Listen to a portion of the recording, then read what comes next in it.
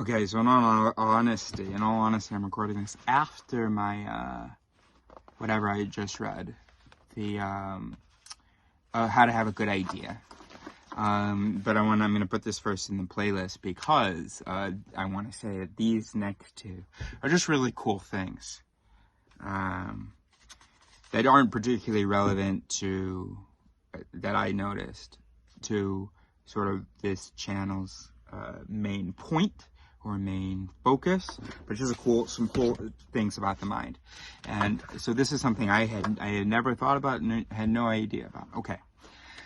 The title is, and of course this is from This Explains Everything.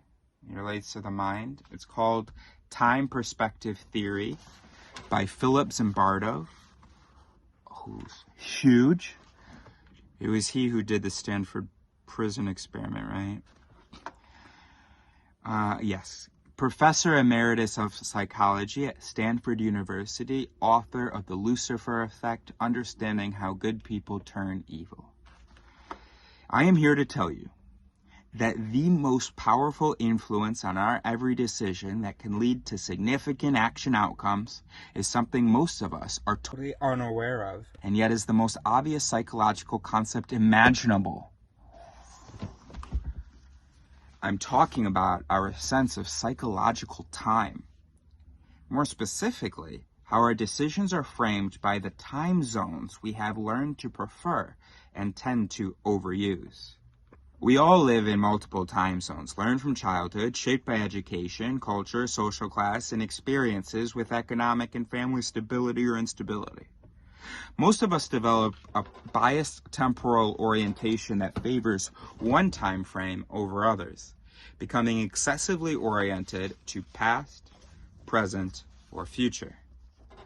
Thus, at decision time for major or minor judgments, some of us are totally influenced by factors in the immediate situation, what others are doing, saying, urging, and one's own biological urges.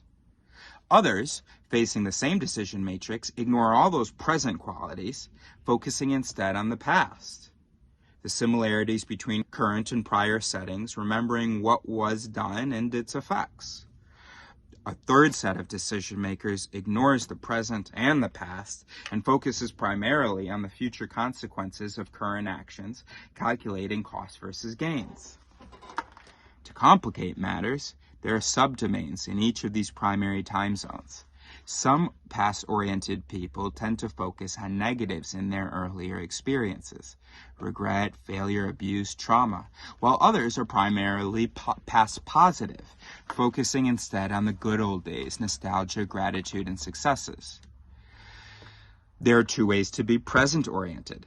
To live in a present hedonistic domain, seeking pleasure, novelty, sensation, or being present fatalistic, believing nothing you do can change your future.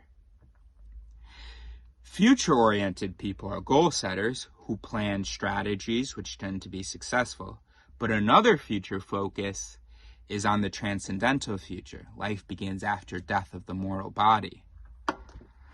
My interest in time perspective theory inspired me to create an inventory so as to determine exactly the extent to which we fit into each of these 6 time zones.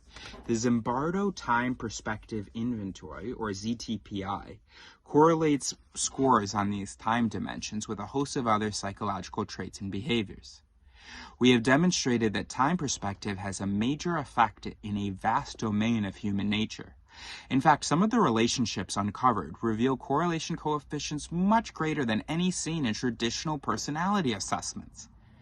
For example, future orientation correlates 0.7 with the trait of conscientiousness, which in turn predicts longevity. Present hedonism correlates 0.7, 0, two significant figures, 0.7 with sensation seeking and novelty seeking. Those high on past negative are most likely to be high on measures of anxiety, depression, and anger, with correlations as robust as 0.75. Similarly, substantial correlations are uncovered between present fatalism and these measures of personal distress. I should add that this confirmatory factor analysis was conducted on a sample of functioning college students. Thus, such effect should be cause for alarm by counselors. Beyond mere correlations of scale measures, the ZTPI scales predict a wide range of behaviors: course grades, risk-taking, alcohol, drug use and abuse, environmental conservation, medical checkups, creativity, problem-solving, and much more.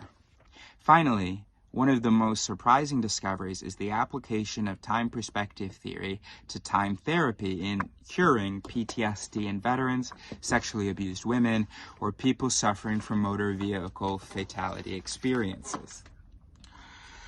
Doctors Richard and Rosemary Sword have been treating with remarkably positive outcomes a number of veterans from recent U.S. wars and also civilian clients.